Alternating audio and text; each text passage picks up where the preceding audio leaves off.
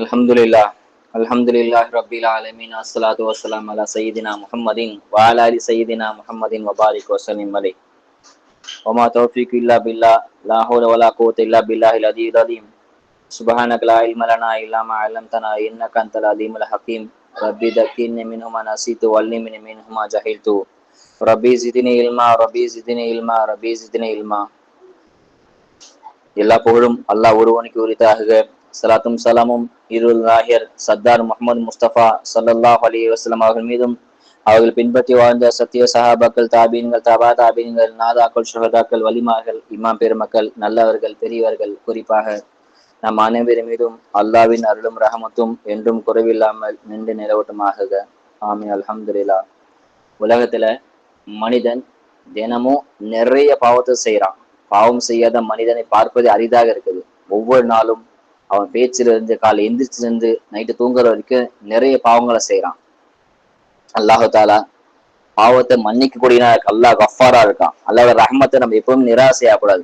ஒரு ஹதீஸ் சலாசு சொல்றாங்க, ஆதமுடைய மகன் பூமி நிறைய பாவங்களோட வந்தாலும் நான் மன்னிப்பேன்னு ஆதரவு வச்சேன்னு சொன்னா நானும் பூமி நிறைய அவனை சந்திப்பேன், மன்னிப்போட சந்திப்பேன் என்பதாக அல்லாஹ் சொல்றான். அல்லாஹ் 70க்கும் மேற்பட்ட தாயோட ரஹ்மத் அல்லாஹ் வச்சிருக்கிறான். அதனால அல்லாஹ் நம்மளை மன்னிப்பான்ற நம்பிக்கை ஒருபோது விடக்கூடாது. அதனால பாவம் செய்ய துணிஞ்சிடக்கூடாது. இதனால பாவம் செய்யலாம் அந்த எண்ணம் நமக்கு வந்துடக்கூடாது. பாவம் நம்ம மீது தெரியாம நெகழ்ந்தாலும் அல்லாஹ் மன்னிப்பான்ற நம்பிக்கை வேணும். ஒரு சம்பவம், அந்த சம்பவத்துல இருந்து சில படிப்பினைகளை நம்ம பெறதுக்காக சம்பவத்தை சொல்றேன். உமர் ரலியல்லாஹு மஸ்ஜித் நபவிக்கு வராங்க. வரவழியில ஒரு வாலிபர் அழுதுகிட்டே நிக்கிறார். தேம்பி கதறி அழுகுறாரு. அப்போ உமர் அலி கேட்கறாங்க, ஏன் அழுகுறன்னு கேட்கறாங்க. நான் ஒரு பாவத்தை செஞ்சுட்டேன், ஸல்லல்லாஹு என்ன மன்னிப்பாங்களா என்பதாக கேட்க உமர் ரலியல்லாஹு வாங்க ஸல்லல்லாஹு கிட்ட போவான், ஸல்லல்லாஹு உங்களுக்காக அல்லாஹ்ட்ட மன்னிப்பு கேட்பாங்க, வாங்க கூப்பிட. அந்த நபர் வர வெக்கப்பட்டு நான் வரல, அவ்வளவு பெரிய பாவம் செஞ்சுட்டேன், இப்படி நான் ஸல்லல்லாஹு முகத்தை முடிக்குது வரல என்பதாக சொல்ல உமர் ரலியல்லாஹு ஸல்லல்லாஹு தர்பார்ல போய் மஸ்ஜித் நபவியில, நாயகமே இப்படி ஒரு வாலிபர் வெளியில நிக்கிறாரு, உங்களை சந்திக்கலாம் வந்து ஆனா சந்திக்க வைக்கப்பட்டு வெளியிலே நிக்கிறாரு, பெரிய பாவம் செஞ்சுன்னு சொல்றாரு என்பதாக சொல்ல ஸல்லல்லாஹு அவரை இழுத்துட்டு வாங்கன்னு சொல்ல உமர் ரலியல்லாஹு வெளியில போய் அவரை இழுத்துட்டு வராங்க.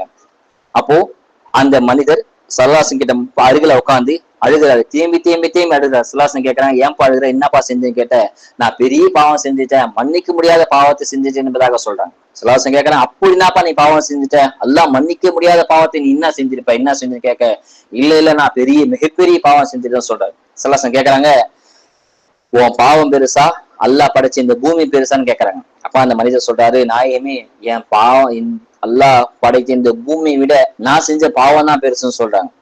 திரும்ப ஸல்லல்லாஹு கேட்கறாங்க, 7 வானம் பெருசா நீ செஞ்ச பாவம் பெருசான்னு. அப்போ அந்த மனிதர் சொல்றாரு, 7 வானத்தை விட நான் செஞ்ச பாவம் தான் பெருசு நாயகமேன்னு சொல்லி அழுதுகிட்டே இதெல்லாம் சொல்றாரு. ஸல்லல்லாஹு திரும்ப கேட்கறாங்க, அல்லாஹ்வோட அரிசி பெருசா அல்லது உன் பாவம் பெருசான்னு கேட்கறாங்க. ஸல்லல்லாஹு அப்போ இந்த ஹதீஸ்க்கு விளக்கம் சொல்லும் போது உலமாக்கள் சொல்றாங்க, அவர் பாவத்தை அந்த அளவுக்கு பெரிய பாவமா கருதுனாரு. வானம் பூமி அரசுலாம் பெருசுதான், அவர் உள்ளத்துல இவ்வளவு பெரிய பாவமா கருதுனாலதான், மனசு உறுத்தினாலதான் பாவம் செய்ய தௌபா செய்ய ஸல்லல்லாஹு கிட்ட வந்திருக்கிறாங்க.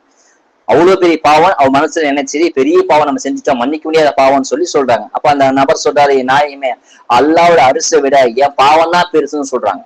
கடைசியில ஸல்லல்லாஹு கேட்கறாங்க, அல்லாஹ்வோட ரஹமத்து, அல்லாஹ்வோட அன்பு, அல்லாஹ்வோட அருள் பெருசா உன்னுடைய பாவம் பெருசான்னு ஸல்லல்லாஹு கேட்க, நாயகமே அல்லாஹ்வோட ரஹமத்து தான் பெருசு, என் பாவம் அதை விட சின்னதுன்னு சொல்ல, இப்போ சொல்லுப்பா நீ என்னப்பா பாவம் செஞ்சேன்னு கேட்கறாங்க ஸல்லல்லாஹு அலைஹி வஸல்லம். அப்போ அந்த வாலிபர் சொல்றாரு, ஸல்லல்லாஹு அவர் சொல்றதை கேட்க ஸல்லல்லாஹு கை கால்லாம் நடுங்குது. ஸல்லல்லாஹு முகம்லாம் செவந்து போது. அவ்வளவு பெரிய பாவத்தை அந்த சஹாபி, அந்த மனிதர் சபையில சொல்றாரு. அப்படி என்ன பாவம் செஞ்சுட்டாரு சொல்றாங்க அந்த சஹாபி, நாயகமே நான் கபர்ல யாருன்னா அடக்கம் செஞ்சானா ஒளிஞ்சிருந்து பார்ப்பேன், அடக்கம் செஞ்சு போனதுக்கு அப்புறம் அன்று இரவு வந்து அந்த கபரை தோண்டி அந்த கபர்ல சுத்தி இருக்க கஃபன் துணி எடுத்து சந்தையில வித்து இது மூலியமா பொழப்பு நடத்திட்டு வரேன். கபர் அதாவது யாருன்னா மௌத்தா போயிட்டானா அதை ஒளிஞ்சிருந்து பார்ப்பேன், அவங்க இப்ப எல்லாம் போனதுக்கு அப்புறம் இரவோட இரவு வந்து அந்த கபர் குழி திரும்ப தோண்டி அவர் மேல சுத்தி இருக்கக்கூடிய அந்த கஃபன் துணி எடுத்து சந்தையில வித்து அதன் மூலியமாக என்னுடைய பொழப்பு நடத்திட்டு வரேன் என்பதாக சொல்றாங்க. இப்படியே செஞ்சுட்டு இருந்தனால ஒரு தடவை ஒரு அன்சாரி பெண்மணி, ஒரு வாலிப பெண்மணி கபர்ல அடக்கினாங்க. அதை நான் ஒளிஞ்சிருந்து பார்த்தேன். அன்று இரவு அந்த கபரை தோண்டின அந்த மையத்தை சுத்திர கஃபன் துணி உருவும் போது அவரோட உடல் அங்கங்கள் பார்த்து நான் பிரமிச்சு போய் ஆசைப்பட்டு சபலம் அடைஞ்சு உணர்ச்சி வசப்பட்டு அந்த கபர் குழியிலே அந்த பெண்மணியோட நான் உடலுறவு வச்சுக்கிட்டேன், ஒன்று சேர்ந்துட்டேன் என்பதாக சொல்ல ஸல்லல்லாஹு அலைஹி வஸல்லம் நடுங்கி போயிட்டாங்க. இப்படிப்பட்ட பாவத்தை செஞ்சுட்டான். திரும்ப அந்த எல்லாம் கபரை விட்டு வெளியில எந்திரிக்கலாம்னு எந்திரிக்கும் போது அந்த செத்த சடலம் பேசுது. அந்த நபர் சொல்றார் ஸல்லல்லாஹு அலைஹி வஸல்லம் கிட்ட, அந்த செத்த சடலம் பேசுதான், பாவியே என்ன நீ நிர்வாணமா ஆக்கிட்டியே, மையத்துக்கு முன்னால என்ன நீ நிர்வாணமா ஆக்கிட்டியே, குளிப்பு கடமையான நிலையில என்ன நீ எல்லா முன்னாடியும் நாளைக்கு மறுமையில நிக்க வச்சுட்டே என்பதாக அந்த கபர் அந்த மையத்து பேசுதான். பொதுவாகவே மையத்தை குளிப்பாட்டு எதுக்குன்னு சொன்னா சுத்தமா இருக்கணும், நாளைக்கு மறுமையில அல்லாஹ்வுடைய சன்னிதானம் நிற்கும் போது சுத்தமா நிக்கலாம் குளிப்பாட்டுறாங்க. ஆனா இந்த மையத்து சுத்தமான அந்த மையத்தை இவர் உடலுறவு கொண்டு அந்த மையத்தை நஜிஸ் ஆக்கிட்டார். நீ குளிச்சிடலாம், இவர் எந்திரிச்சு போய் வீட்டுல குளிச்சிருவாரு. ஆனா நான் குளிக்க முடியுமா, என்ன நிர்வாணமா ஆக்கணும் இல்லாம என்னை எல்லா முன்னாலும் கேவலப்படுத்திட்டே, ஜுனுபாலியா ஆக்கிட்டே, குளிப்பாலியா ஆக்கிட்டே என்பதாக அந்த மையத்தை சொல்ல இவர் ஈரக்கொலையில நடுங்கி போய் சலாசன் தர்பாருக்கு வந்து ஈரக்கொலை நடுங்கி போய் சலாசன் கிட்ட வர, நமக்கு தௌபாவே கிடையாது, மன்னிப்பே கிடையாதுன்னு மனசை வருந்தி உறுத்தி என்ன நானே பழிச்சுக்கிட்டு இப்படிப்பட்ட பாவத்தை செஞ்சுப்பேன்னு சொல்லி என் மனசெல்லாம் உறுத்திய நாயகமே, அதனால நான் உங்களை பார்க்க வந்தேன் சொல்ல சலாசம் ரொம்ப கடுப்பு, ரொம்ப கோவப்பட்டு ஸல்லல்லாஹு அலைஹி வஸல்லம் என் முன்னாடி நிக்காத, இந்த இடத்த விட்டு வெளியில போ என்பதாக அந்த நபரை திரும்ப அமைச்சறாங்க. அவர் நபர் சலாசம் மன்னிப்பாங்கன்ற ஆதரவோட வந்தாங்க. நான் நமக்கு மன்னிப்பு கிடைக்கலன்னு சொல்லி தேம்பி அழுதுகிட்டே மலையை நோக்கி ஓடுறாரு. சலாசம் இப்படிப்பட்ட பாவத்தை செஞ்சேன்னு சொல்லி சலாசம் கடுகடுத்து போய் வெளியில போன்னு சொல்லிட்டாங்க. அந்த நபர் வேற செய்யறது அறியாம வழி தெரியாம மலையை நோக்கி ஓடுறாரு. அப்போ அல்லாஹ் தஆலா ஜிப்ரீல் அலைஹிஸ்ஸலாம் அல்லாஹ் தஆலா அனுப்புறான். ஜிப்ரீல் சலாசம் முன்னாடி வந்தாங்க. நாயகமே உங்ககிட்ட அல்லாஹ் சில கேள்வி கேட்க சொன்னான்னு சொல்றாங்க. சலாசம் என்ன ஜிப்ரீல் கேளுங்கன்னு சொல்ல, அந்த ஹலக்தஹும் அல்லாஹ் ஹலக்கஹும், நாயகமே உலகத்தில் உள்ள படைப்புகள் எல்லாம் நீங்க படைக்கிறீங்களா இல்ல அல்லாஹ் படைக்கிறானா? ஜிப்ரீல் அலைஹிஸ்ஸலாம் கேட்கறாங்க. அல்லாஹ் கேட்க சொன்னான்னு சொல்லி கேட்கறாங்க. சலாசம் சொல்றாங்க ஜிப்ரீல் அல்லாஹ் தான் படைக்கிறான் அப்படின்னு. நீங்க ஜீவராசி உலகில ஜீவராசி நீங்க உணவளிக்கிறீங்களா இல்ல அல்லாஹ் உணவளிக்கிறானா? ஜிப்ரீல் அலைஹிஸ்ஸலாம் கேட்க கண்மணி நாயகம் ஸல்லல்லாஹு அலைஹி வஸல்லம் இல்ல அல்லாஹ் தான் உணவளிக்கிறான் என்பதாக சொல்றாங்க.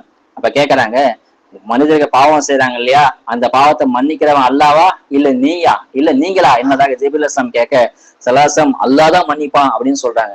அப்ப எப்படி அந்த அடியானை நீங்க திருப்பி அனுப்பலாம், கூட்டிட்டு வாங்கன்னு சொல்ல ஸல்லல்லாஹு அலைஹி வஸல்லம் சஹாபாக்களை அமைச்சு அந்த மனிதரை மலையை நோக்கி ஓடின அந்த மனிதரை கூட்டிட்டு வராங்க. வந்து அந்த மனிதர் வர்றது எல்லா சஹாபாக்களும் ஜிப்ரீல் அலைஹிஸ்ஸலாம் உட்பட எல்லாரும் மஸ்ஜித் நபவியில உட்கார்ந்து அந்த நபர் வரதை எதிர்பார்த்து நிக்கிறாங்க. அல்லாஹ் ஆயத்தை இறக்கிட்டான். அல்லாஹ் அது சம்பந்தமா ஆயத்தை இறக்கிட்டான்.